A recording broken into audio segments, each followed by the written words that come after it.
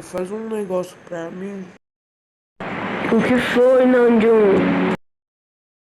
Suga, eu quero que você vá no mercado comprar um pote pra mim. Quem que vai ir comigo, hein, Nandjum? O Jimin vai com você. Alguém me chamou? Sim, eu te chamei, Jimin. Epa, aonde vocês vão, hein? Eu vou no mercado com o Suga. Algum problema? Ah, tá algum problema? É claro que eu vou com vocês também, né?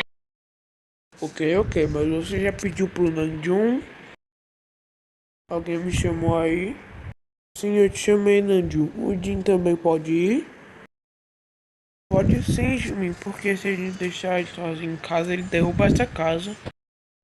No mercado? Passa tudo, passa tudo, passa tudo! Meu Deus, ai, passa tudo, eu quero esse pote na tua mão. Filhão, eu não tô com medo de tu não, eu tô com medo do Nanju me matar quando eu chegar em casa, porque ele vai ver que eu não tô com pote. Quero saber, eu quero esse pote que tá na tua mão agora, senão eu vou atirar. Eu sei que eu não chego em casa vivo hoje.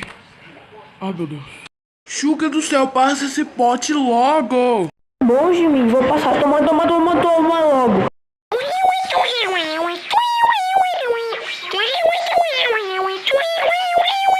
Mim, Suga e Jin, cadê o pote que eu pedi pra vocês?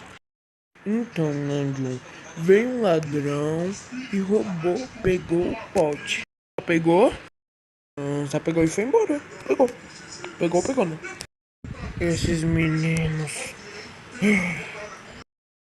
Então, gente, é sério, eu vou ficar pedindo um monte de vezes pra você deixar seu like, se inscrever no canal e também deixar perguntas nos comentários pra eu fazer BTS Responde. Eu não posso fazer porque vocês não deixam perguntas, tá bom? Me sigam no TikTok. Tchau!